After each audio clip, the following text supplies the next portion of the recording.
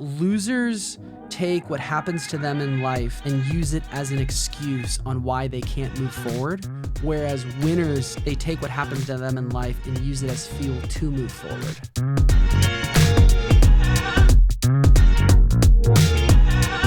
Curtis Estes! Cheers, man. What is going on? We're here to launch the best year of our lives. The best year of our life, and also the Spear Podcast. You were my first guest on the Spear Podcast. I am honored. That's because I love you, man. And I love you. Gosh. Okay, so thanks for being here, man. I've been so excited for this episode because I think you are by far one of the most interesting people I know. I'm humbled. Speaking of one of the most interesting people I know, like, what are you excited for this upcoming year? 2025, what's today? January 3rd. Mm-hmm. What does Curtis Estes have going for him in 2025? I mean, you have a lot going for you, but what are you looking forward to in 2025?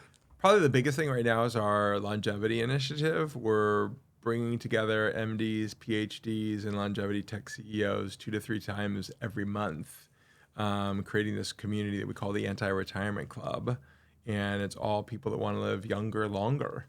And just the insights that I've learned from the events that we did in 2024 have given me more conviction than I've ever had before about the possibility to live quite a bit longer than we ever might have imagined. Yeah. What are some of the main takeaways that you've learned from the people that have come and spoken at these events or that you've met with? Yeah, the good news is like so many of the things are like free, and they're things that we know about. As an example, sleep is way more important than I ever gave it credit for. And so I'm very disciplined in 2025 about getting to bed at 10 o'clock, getting in as much REM sleep, as much deep sleep as possible. We're tracking that with the Oura Ring. We're working on increasing HRV. I've started strength training like never before. And so the keys are doing as good as you can with sleep, exercise, and diet. And so like never before I've been focused on all 3 of those things. How many hours a night are you getting in sleep? 7.5. 7.5. And we're going to get a little geeky on the data here, but how much REM sleep are you getting, or deep sleep? Typically an hour of REM and an hour and a half of deep sleep. And is there anything that you do throughout the day or your nighttime routine that has helped increase your REM or your deep sleep? Yes. There's a tool called the Apollo Neuro, which literally is a haptic device that you wear on your wrist when you sleep. And so it sends these frequencies, vibrations that help tone your vagus nerve. Oh, interesting. And it puts you in a parasympathetic state so that you go to sleep faster. And then it talks to your Oura Ring. And during the night, when it notices that you're going into lighter sleep, it will fire off the frequency vibrations again to get you back into deep sleep quicker. So it'll tell you every morning how many extra nights deep and REM sleep you've got just by wearing the device. Oh, wow. That's really, really cool. One of the things I've been doing that has helped my deep sleep and REM sleep is I've been taking magnesium before I go to bed. That's a winner. And the other thing that I found that really helps is reading. Yeah. You know, like you were told, like, you know, reading before bed is a good thing. But now I have through my Whoop, and you wear the Oura, I wear the Whoop. I actually see my REM and deep sleep goes up quite a bit when I read a book. Right. The Kindle is good, but it's not as good as just reading a book with dimmed light. That actually that really affects it as well. Yeah, it's so cool what's happening right now with the longevity space. So many cool things that are coming out, but there's also like a lot of things that you can do that you don't necessarily need to spend money for. Well, that's the whole thing. Like, yeah. Sleep is a big thing.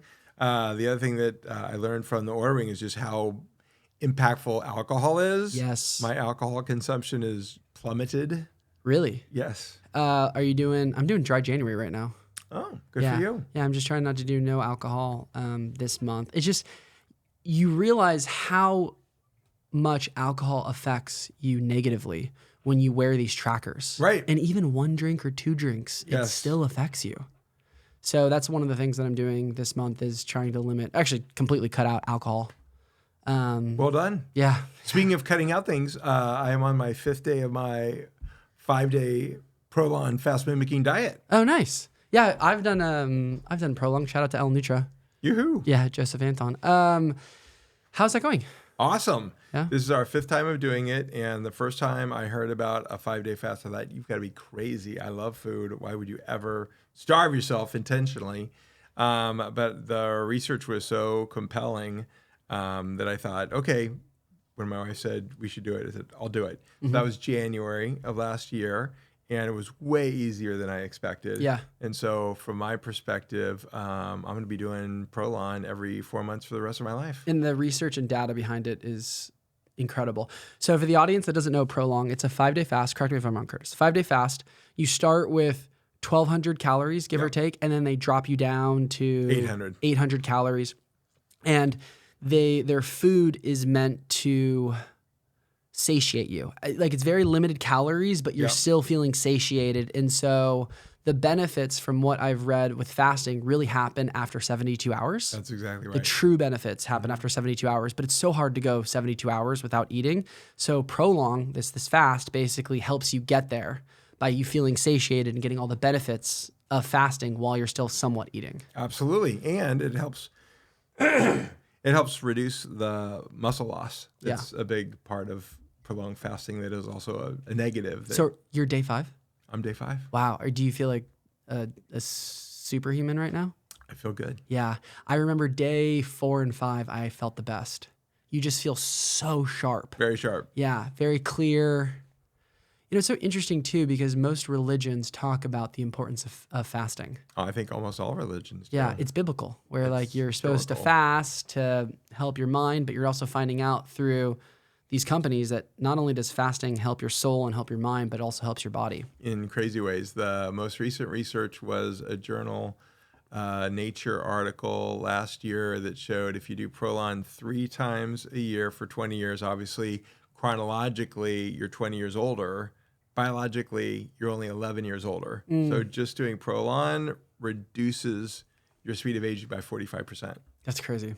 Come on. That's really, really cool. How's the body feel? Since you started doing all of these longevity treatments and getting more into it, how are you feeling as a whole? Better than ever. Like at 56, I have 0 aches and pains. Thanks to your inspiration, I've started strength training. Nice. So I've been doing that 3 times a week for the past 6 months. So significant benefits there. And I mean, my goal is to give myself the opportunity to live to 132. That's the number. That's the number. How'd you come up with 132? Strategic coach, Dan Sullivan's plan was to live to 156. And I thought, Dan, how'd you pick 156? So, well, he wanted to live 2 complete centuries. So to make it to the year 2100. So for me, 2100, I'll be 132. Wow. You got some life ahead of you. A lot of life.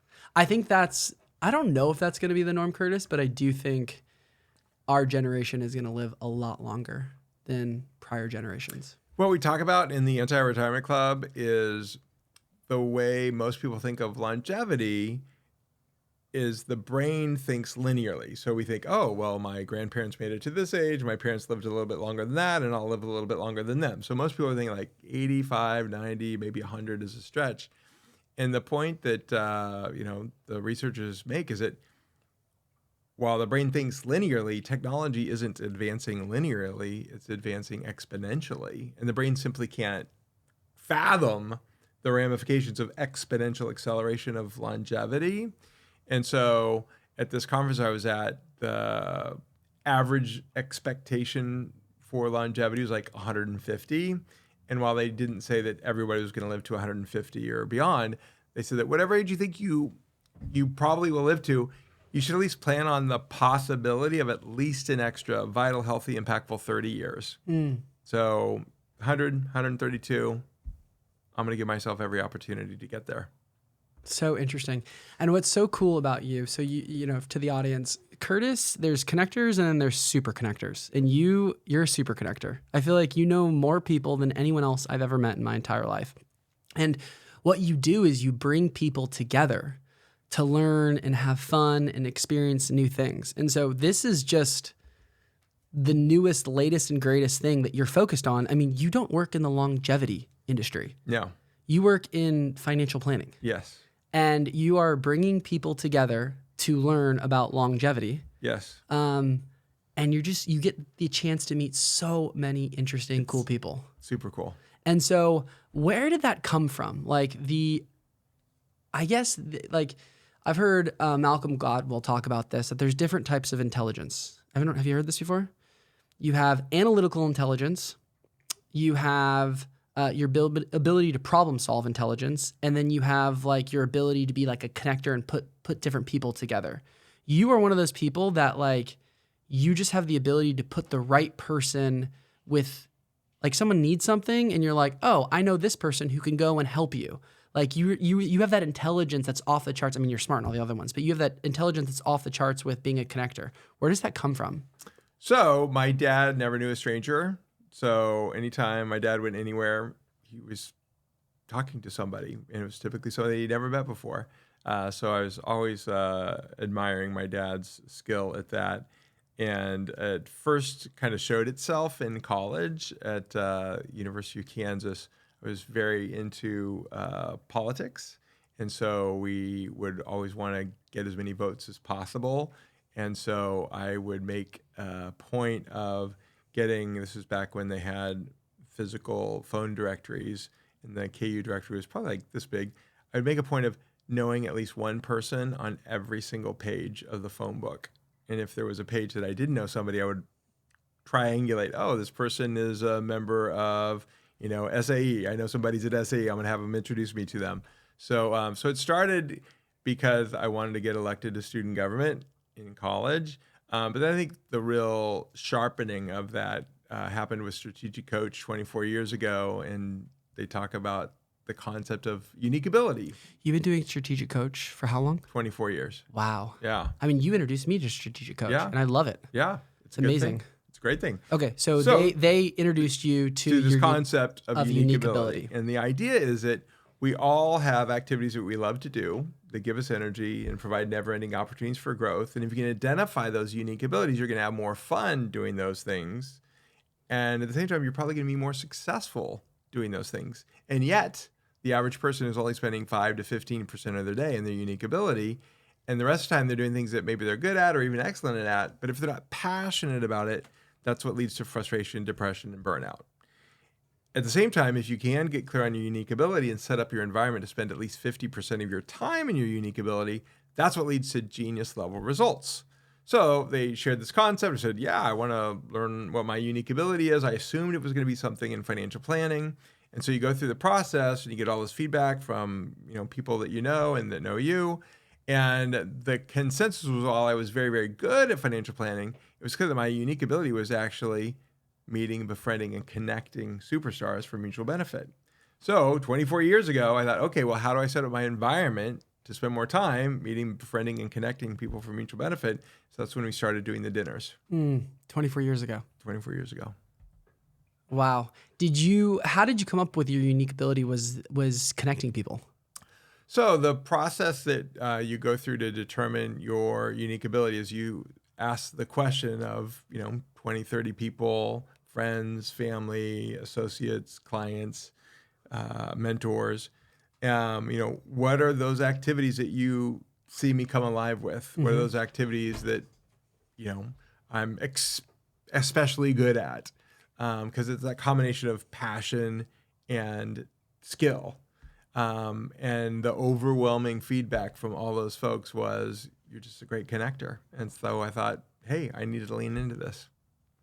Someone who wants to become a better connector, what advice would you give them?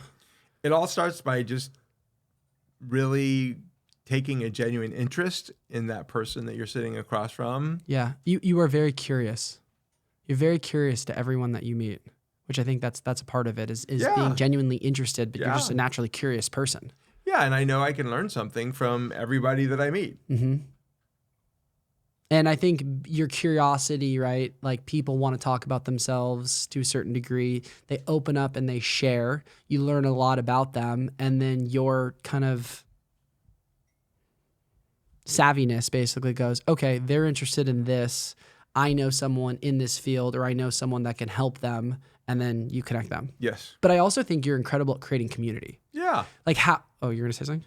Well, I just thought of something. So our good friend Chris Voss, author of Never Split the Difference, gave me a life hack that I'd love to share now. And in the vein of just being genuinely curious about folks, a secret weapon question is ask them when they say they're interested in high rocks, what do you love most about high rocks? And when you ask that question, what do you love most about XYZ, it fires a part of your brain that goes like deeper as opposed to like a shallow response, a deeper response. And people will tell you more in 5 minutes if you simply ask them, what do you love most about, than if you'd spend an hour with them just casually talking about other stuff. That's such a good question. Isn't that awesome? What do you love most about? What do you love most about? So to the audience, one of the things that I love is high rocks. It's a new fitness concept that I've gotten into. And so when you asked me that, I initially went to my answer and I'm like, oh, wow, you could learn a lot about me by asking that specific question. Right. There you go. That's really cool. Yeah. Community. So someone who wants to be better at creating community, is there any advice you would give them? Yeah, start with what you love. To your point earlier, this longevity initiative is a new thing, but it was just something that I got curious about, and I thought, this could be cool. So I went to a conference and was inspired by all these folks, Peter Diamandis, Tony Robbins, David Sinclair, Ben Greenfield, and realized that this was something that, would not only be a selfish benefit, helping me be healthier, higher quality of life, living younger, longer, but it's also something that is a massive gift to all the people that I introduce it to. Yeah. Can I stop you there? Because I also think something that you just said that has inspired me by like being friends with you. This inspires me that you had an interest in longevity and you just didn't sit around and go, I wonder, hopefully I can talk to some people. You started to research, you found out, okay, there's a really cool event that's being put on. You bought a ticket. Where was the event?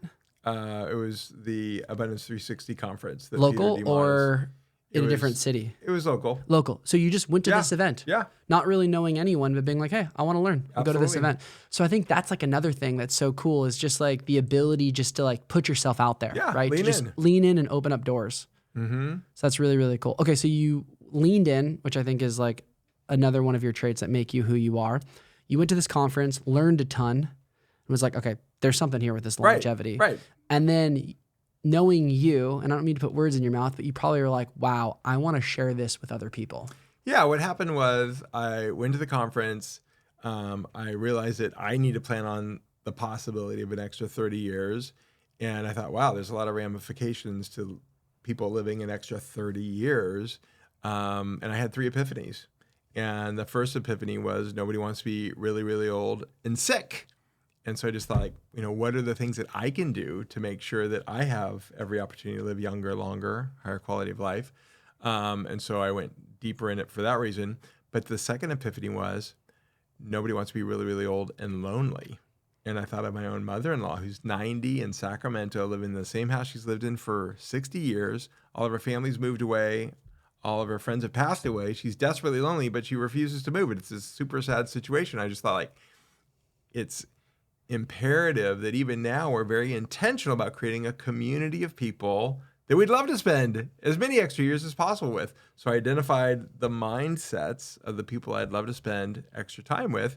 And I shared that with a few friends that, I'd like to be part of that community. So I said, okay, my next event, my next dinner party, it's going to be longevity themed. And we did one and it was oversubscribed. So we did another one and another one. And at the end of the first year, had over 200 people that had come to our longevity dinners. We realized we were onto something. New people that you didn't know prior.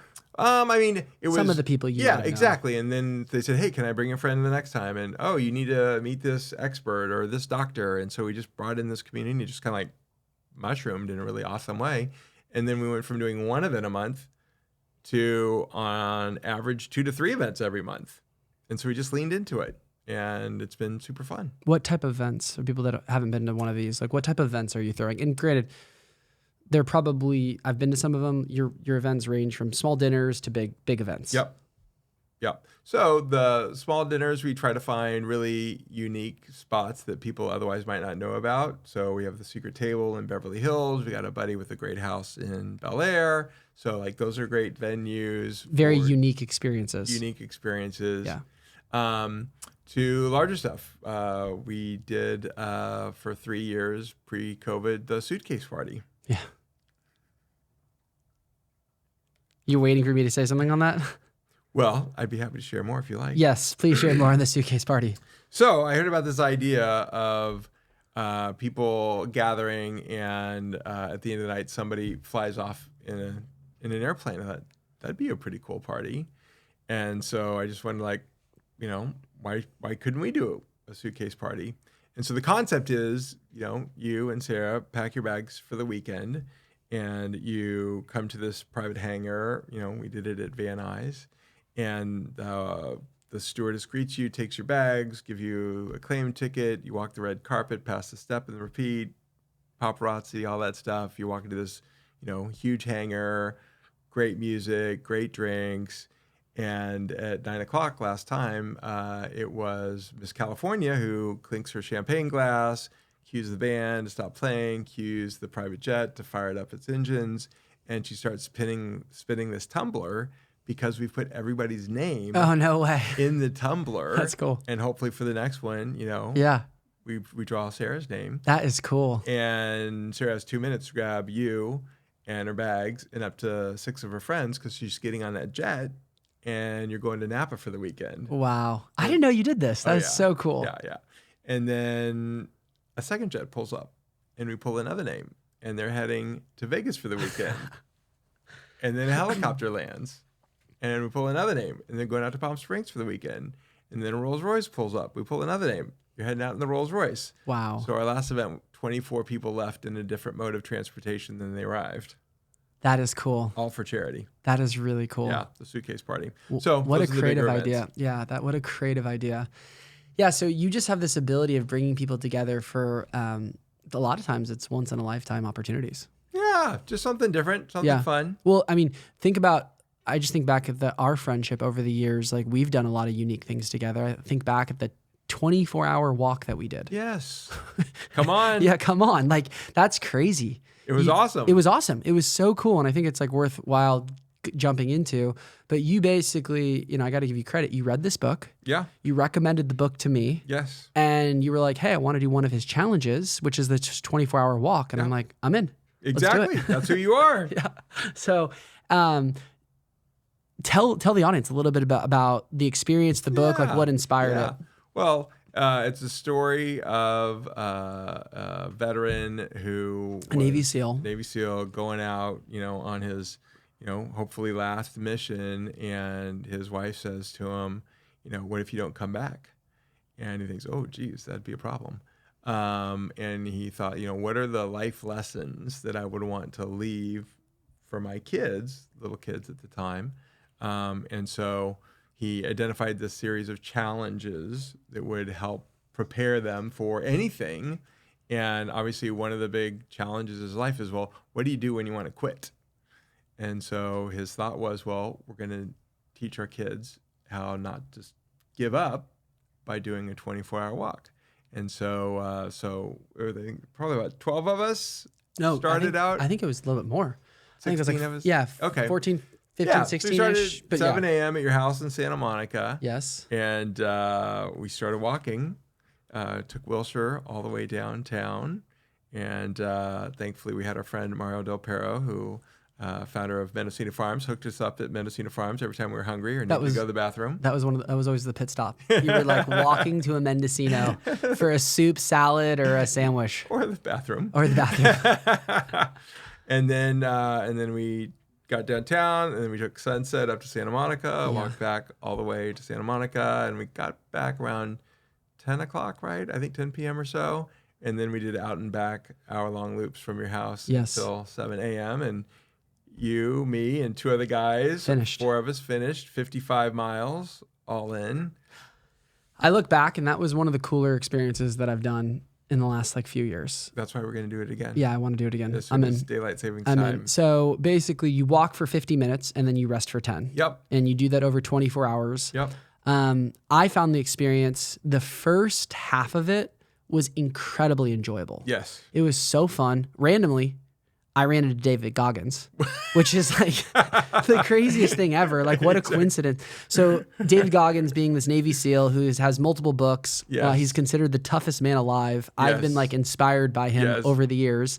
We're in Westwood on Wilshire. Yeah, exactly. On Wilshire and in you Westwood. see this guy and running, I see this guy running. I think that's David Goggins. And you take off like a jackrabbit and catch up with him. Yeah, and it's David Goggins. Right. And I told him what we were doing, how like he was a part of the inspiration of me wanting to do something like this. Yep.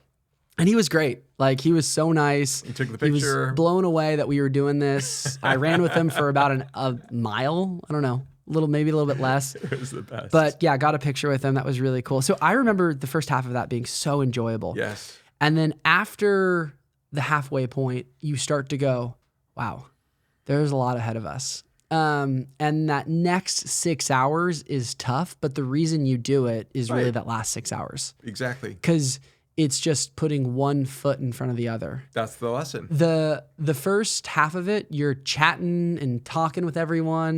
And it's cool because you really get to know people. When you're walking with someone for 24 hours, you you're not just like, hey, what do you do for work? And like, what are your kids' names? It's like, no, you go deep. You go really deep, which is such a cool way to connect. I mean, the people we walked with on that, some of them I wasn't close with before the walk, but I am close with them now 100%. because of that experience. Absolutely.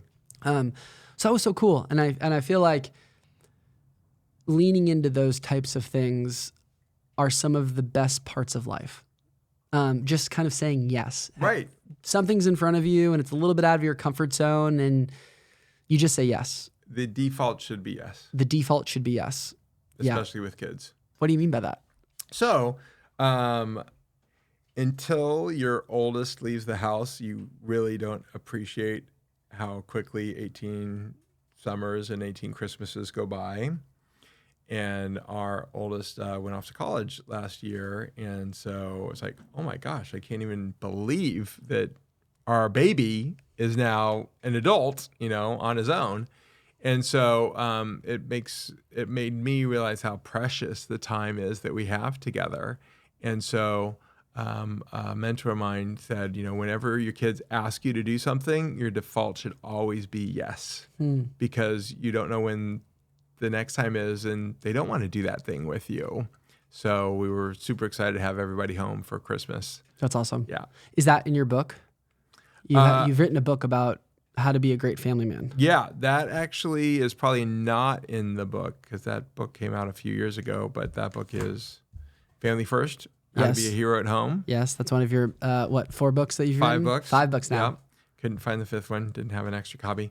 But this book is my confession of the fact that I thought I was being a good father and husband. I'd hoped I was being a good husband and father, but I was in counseling, which I highly recommend for everybody. And the counselor said, when I first met him, tell me about what's most important to you. I said, well, my faith, my family. And he said, well, tell me about, what's going on in your life. And all I talked about was work. And I didn't bring up, my wife or my kids at all. I was like, he said, do you realize that you said this is what's most important, but this is all you're talking about? And I thought, oh my gosh, I'm becoming my father. And in that respect was not a good thing. And so it was really, really kind of like, a crisis moment. It's like, oh my gosh, if I end up being the dad my dad was, like, that's not a good thing. And so over the course of the next 2 years, we brought in an editor to basically take all the notes from all of the counseling sessions with me and Parker.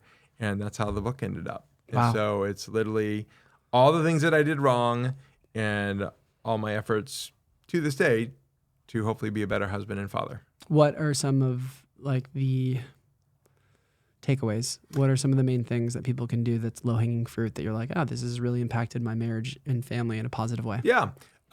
Being present. An example was at the dinner table, I'd have my phone, if I hadn't finished the Wall Street Journal, I'd pull out the Wall Street Journal at the dinner table. It's like, oh my gosh, I can't even believe I did those things now.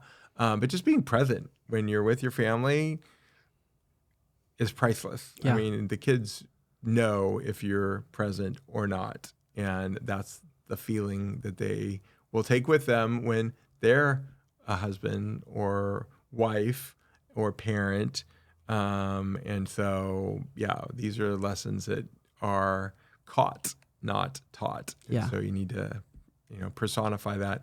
Another one is really just setting aside time for you with your spouse.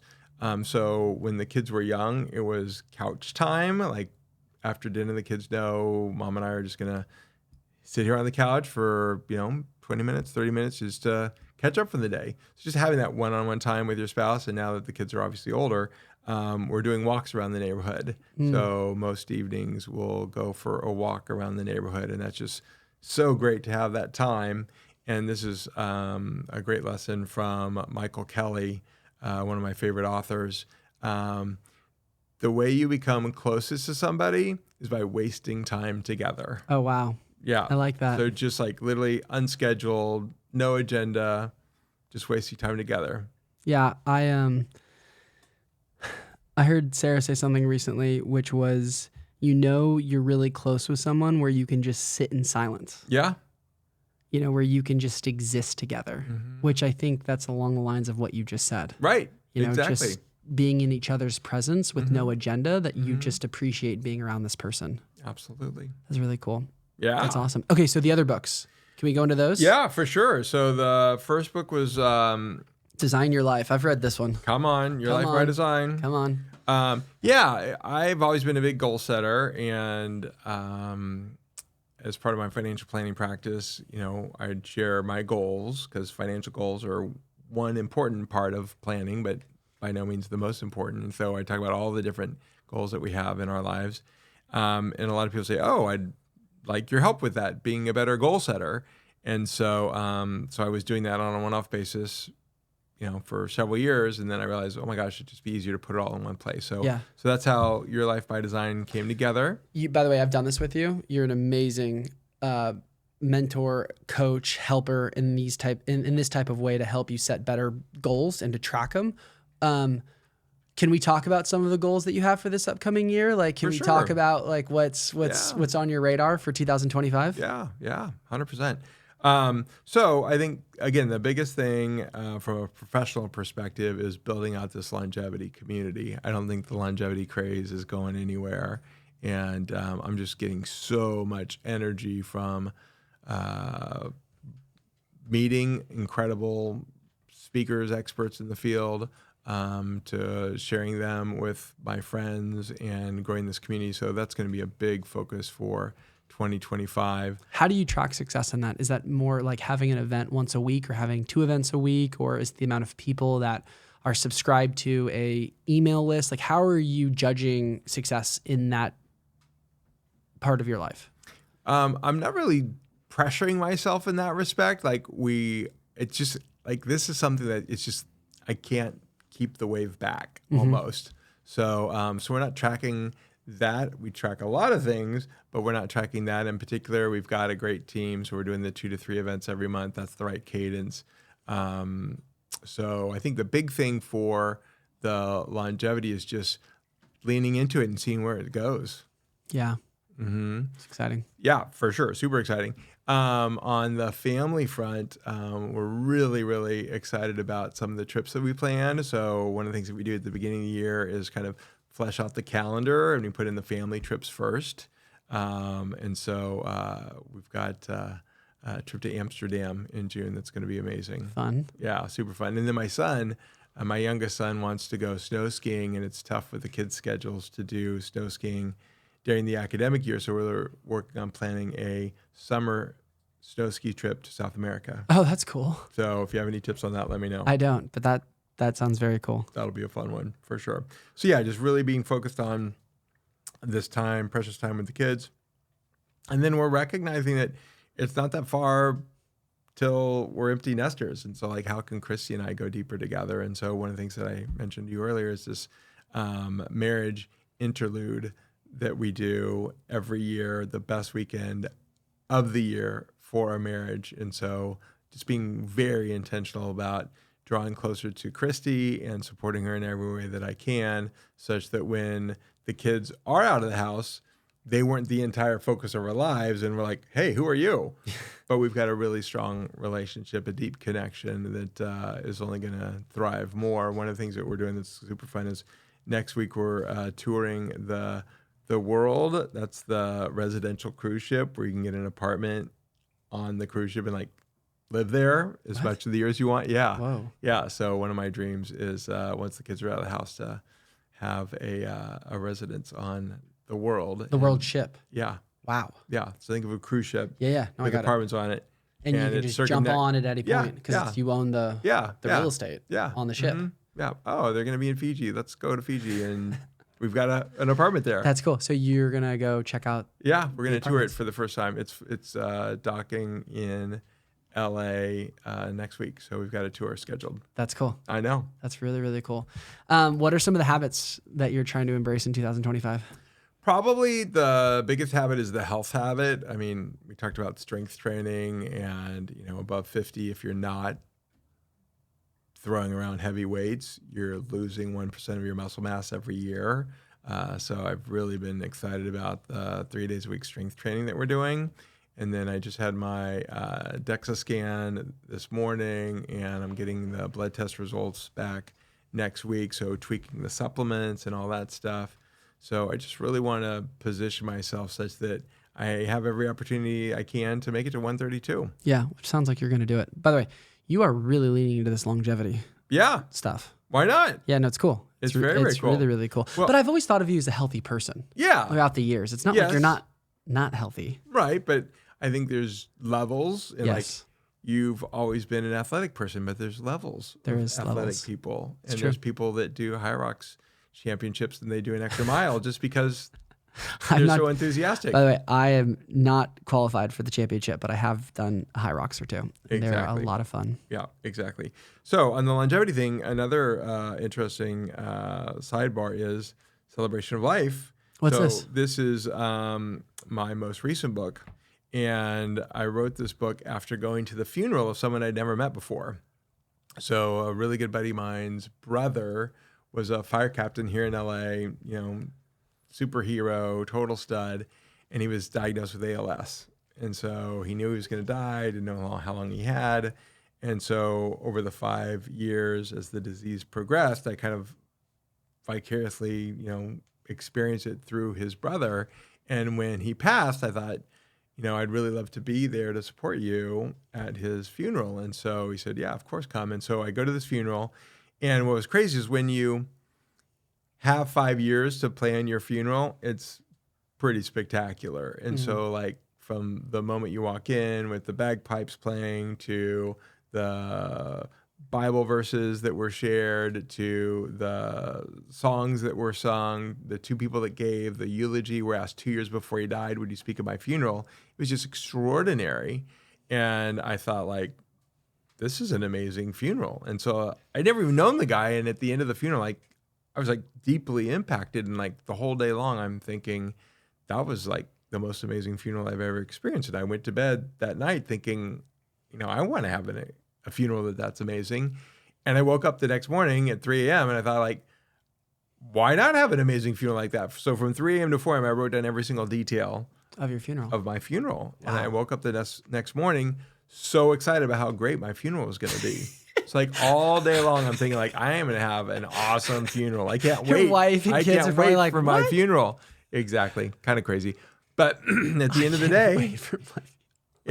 day, I had another thought. And that was, how most people don't refer to the funerals as funerals anymore. They refer to them as celebrations of life. And I just thought like, well, I was so glad to have been able to go to his celebration of life after he died. Why do we wait till we're dead to have our first celebration of life? And it just made me think like, I don't want to wait till I'm dying to have my first celebration of life. So that was my thought as I went to bed. I woke up again the next morning at 3 a.m. and I thought, I'm not going to do that. And so from 3 a.m. to 4 a.m., I wrote down every single detail of how I'm going to start doing a celebration of life every 5 years to bring together all the people who I love so that they meet before I die. Oh, because that's so cool. So many of our friends are like in silos. We have our work friends, but they don't know our church friends and they don't know our, family. They don't know our friends from college. And so if you can bring all those people together before you die, hopefully as soon as possible, it just creates a much more enriched community for you and everybody that you love. Definitely. When is the next celebration of life? The goal is to do it on the Saturday between Good Friday and Easter Sunday. This year? Yeah. This upcoming year? That's right. Wow. So the next question I want to ask is, how would Curtis Estes define a life well lived? When you close your eyes for the last time and you reopen them in heaven, our good Lord says, "Well done, good and faithful servant." That's the ultimate objective. For sure. From a mere mortal perspective, just that you've done everything you can to become the best version of yourself, in all areas of your life. And the cool thing about that is you can always be better, right? Exactly. And so you can always be working on your stuff. There's always like areas of improvement, whether that's your marriage, whether that's your faith, whether that's work, fitness, that's right, health, wellness. Yeah. The never-ending journey. The never-ending journey. And that might be exhausting to some people, but to me, that's exciting because it's like you always have something to be working towards. That's right. Yeah. And if you're curious, there's always like, oh, I never knew about that. I want to dig into that a little bit deeper. Yeah. So you put an emphasis on what people are striving for internally. Yeah. Versus like accomplishments of what they've actually done. I think both are important for sure. Yeah. But at the end of the day, you got to look in the mirror. That's very true. On that note, can I share something about another thing that I'm really excited for? For sure. Have you ever heard of the concept of a mind movie? No. Okay. So goal setting 1.0 is like having your goals written down. And so for many, many years, I'd have my goals written down and I'd review them every morning and it'd be, really inspiring. And then a friend of mine told me about this book by Dr. Joe Dispenza called Becoming Supernatural. And he talked about the next level of goal setting. And so the first step is obviously engaging the head. And that's what I was always doing, the written goals, read them every morning. But they said it's super important not only to do goal setting with the head, but also with the heart. You've got to get emotionally engaged with your goals. I thought, I'm a guy. How do I get emotionally engaged? And they said, well, pictures are often a way to get emotionally engaged. And I thought, I can find pictures that are associated with my goals. So goal setting 1.0 is the head, just a list of goals. Goal setting 2.0 is engaging the head and the heart. And so I have the front of the page, which is all my written goals, but then I flip it over, and on the back of the page are all of the pictures associated with the goals. So that was like a massive transformation for me. That's cool. Really, really taking goal setting to the next level. But then there's a third level of goal setting. Oh, wow. And that's this concept of a mind movie.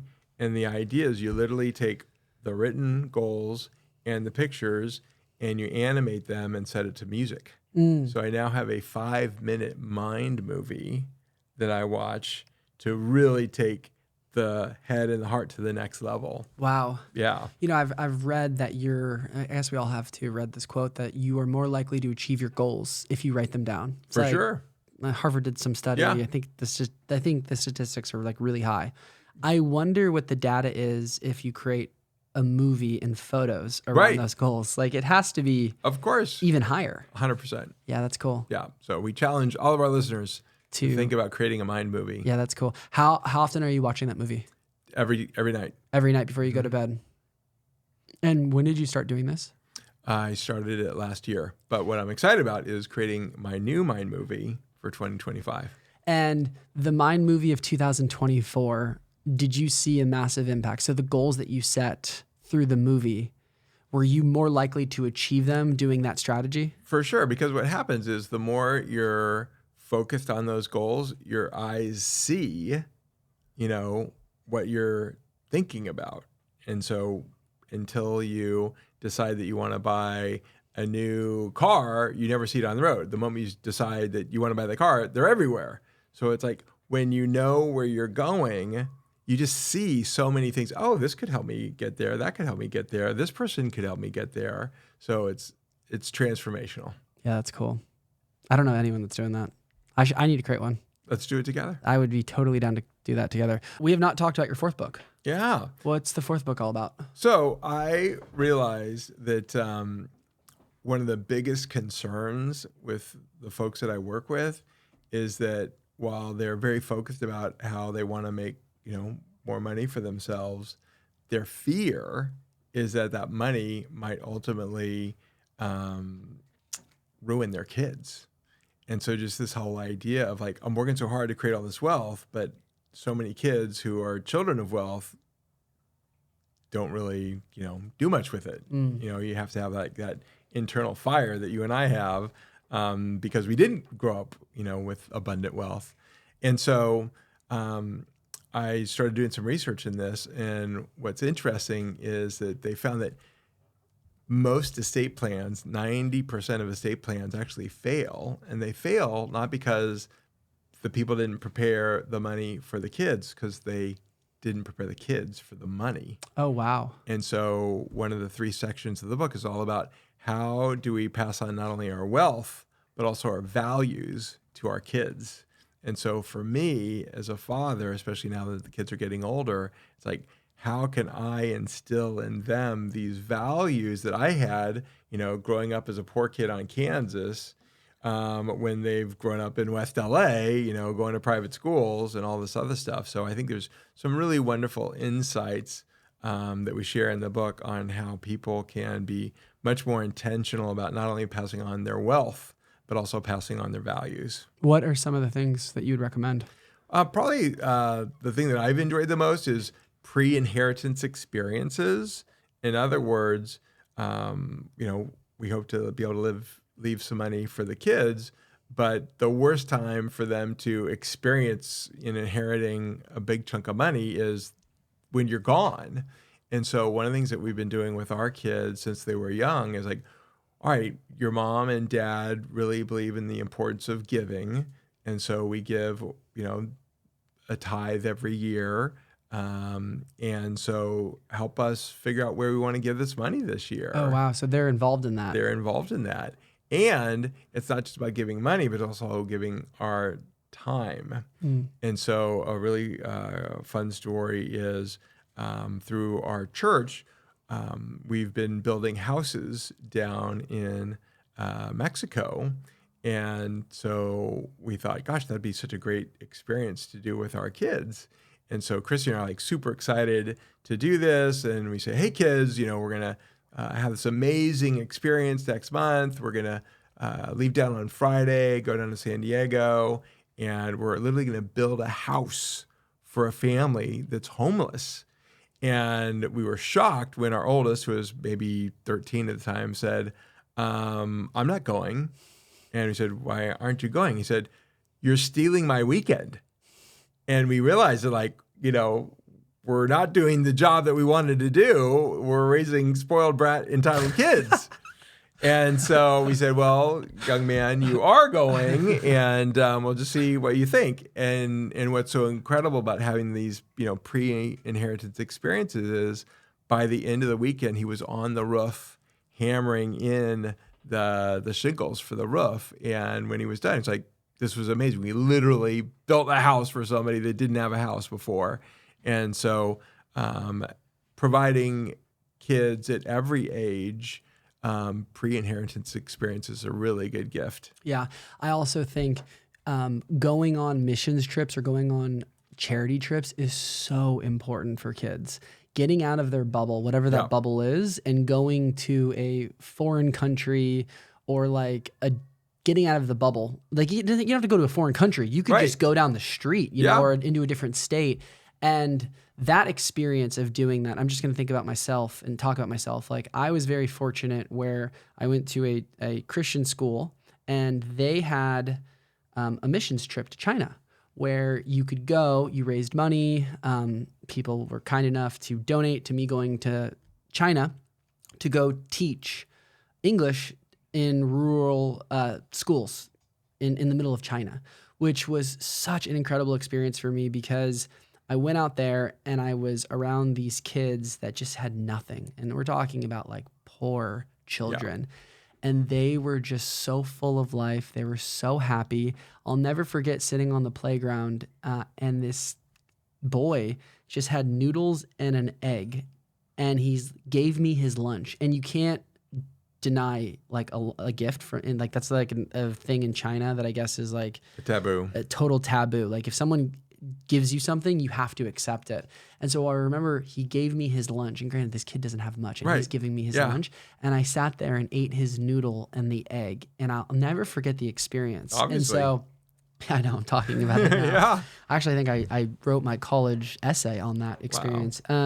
But you don't forget things like that. And I think it's so important to go do things like that at a young age because it shapes your opinion, it shapes your perspective. And one of the reasons why I love traveling so much, especially traveling that's intentional or you're like doing some type of like charity work, is it helps create empathy. And so, maybe your son, I don't know what he's going through, but he probably has a heart for service, but didn't know he has a heart for service. I mean, if he's related to you, he definitely probably has a heart of service. And he goes there and then sees like, man, I'm just like so blessed to have this life that mom and dad have given me, and this could be our reality. And so it just opens up your mind. And I think those things are really important, like you said. Yeah, can't wait for you and Sarah to be given those opportunities. Yeah.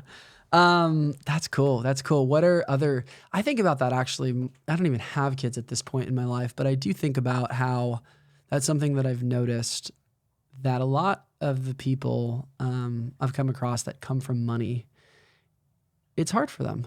It's really, really hard. I don't want to say they're not driven because some of them are. It's just,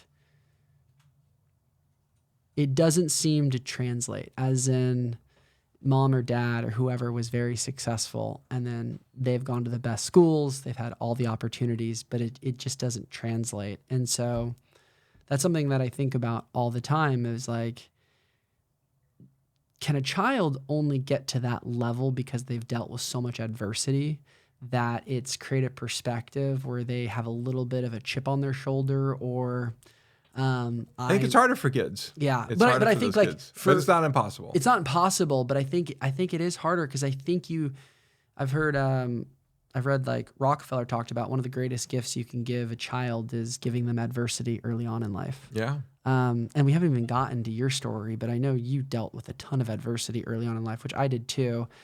You want to share a little bit of your adversity? Sure. Yeah. Adversity? Yeah. Basically, grew up on a farm in Kansas, raised pigs, sold them at the county fair. Everything was idyllic through Christmas Day when I was 11 years old and our house burned down to the ground. And we were in Kansas City at our relatives and we get this call, your house is on fire, you need to come home. And we come home and like everything is gone. And we didn't have fire insurance. And so we literally, moved into a trailer house and got our, sheets and blankets from friends from church. And we got our clothes from the Salvation Army. And that financial impact was kind of the last straw of my parents' marriage. And so they got divorced. And so there was a time in high school when it was me, my mom, and my sister all working at McDonald's just to, make money. But to the point of the adversity, even though there were many very difficult times, I developed the ability to daydream about a better future. And so I was frequently thinking like, no matter how bad things are today, I know at some point in the future they could be better. And so that, I think, really helped to launch this passion for goal setting that has propelled me significantly over the past 33 years. Did you learn that from a mentor, or was that just inherently who you are? I think that was more nature than nurture, because it didn't work out that way for my sister, although she's done very well for herself. Yeah, that was just kind of my coping mechanism, really. It was a defense mechanism. Was to be optimistic about what could be in the future, and that this was just temporary, one chapter, one season exactly in a long life. Mm-hmm. Yeah, that's cool.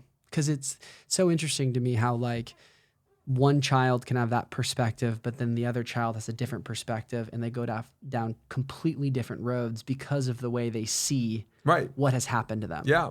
I've heard Andrew Huberman talk about this. I'm probably going to butcher the quote, but he's like, the definition of winners and losers is losers take what happens to them in life and use it as an excuse on why they can't move forward, whereas winners take what happens to them in life and use it as fuel to move forward.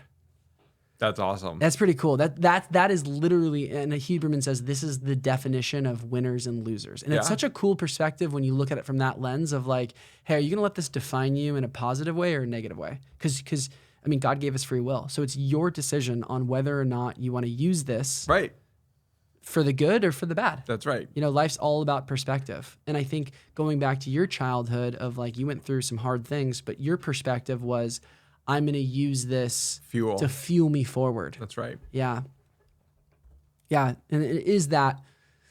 I think it's a little bit of both, because I think about this a lot, whereas like nature versus nurture, right? Mm-hmm. Like I think it is in our nature given what's happened, but I also think I've been blessed, you know, to have people like you in my life or whoever that like, I see this in a very big way, and it just reinforces like a gut feeling that I have that like. You can learn it and develop it. Yes. And that's what you've done. Yes, totally. And so if, you know, there's people listening that aren't like that, I just want to encourage you that you can be. Like 100%. You can change your perspective on things. Mm-hmm. Which is so cool. I mean, that one of the books I read that was life-changing for me was Growth Mindset. Mm-hmm. This is Carol Dweck's book? Yes. It's Growth Mindset versus Fixed Mindset. So like you can learn these things. Right. Which I think is also really empowering and encouraging. Gives us hope. Gives us hope for sure. So who are some of the men and women that you admire, Curtis? Yeah. Well, the folks that have impacted me incredibly, one is my great uncle. And this is a ring that was made for him by a prisoner. So he was a chaplain in a prison in Kansas, and he had such an impact on this prisoner that back when you had machine shops in prisons, this prisoner made this ring for him.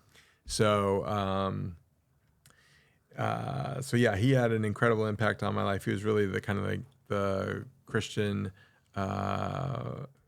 example in our family, and so whenever we got together, he would always, you know, be that father figure when my dad wasn't so much in our lives.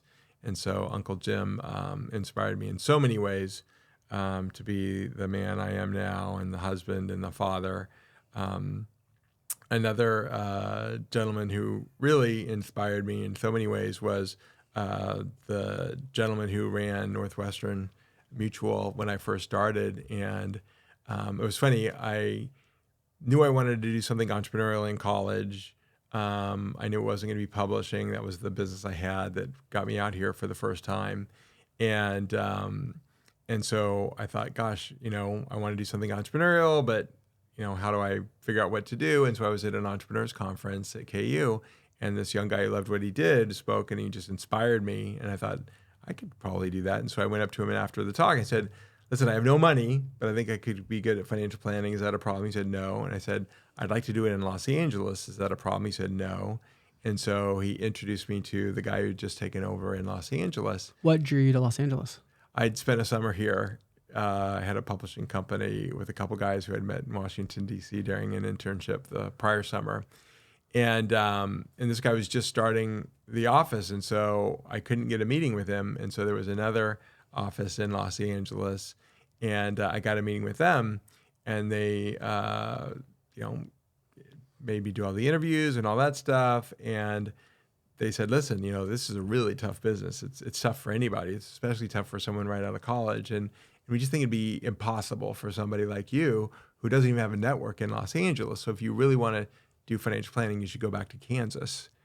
And that was just like, okay, I'm going to prove you wrong no matter what. So I redoubled my efforts. I got in touch with the head of the other office. And so Bob was just the complete opposite of the other manager who said, listen, kid, you know, I help young guys get off to fast starts. This elevator's on the ground floor. It's only going up. And so from the very first day, he inspired me to really see more potential in myself than I ever imagined I had. And so I owe a tremendous amount to Bob and the impact that he's had on my career over the last 33 years. That's cool. Yeah. So Uncle Jim, Bob. Yep. Anyone else come to mind? For sure. Sean Spear. Sean Spear is one of the most inspiring guys I've ever met. Oh, thanks, man. Seriously, dude, your very attitude, nice. your willingness to go after stuff. I mean, I think one of the things that inspires me about you is like the high rock stuff, because you were really, really into high rocks and you had the injury. Yeah. And you couldn't go after it like you wanted to. And I was so excited when you said you were doing it again, and now you're doing it at, the highest levels. Like, you've got a never say die attitude that inspires me. Thanks, man. I appreciate that. Well, like I said earlier on this podcast, I love you, man. You've been such a great mentor. You've been such a great friend to me throughout the years. This is the first podcast that we're going to be launching, and I wanted you to be the first one on it because I think you're just one of the most interesting, sincere men of character that I know, and you are an inspiration to so many people here in Los Angeles that are lucky enough to be in your atmosphere, that are lucky enough to be able to call you a friend. And so thanks for being the first episode on the Spear podcast. Thank you. I the best is appreciate yet to come, brother. Yes, the best is yet to come. Love you. The future looks bright.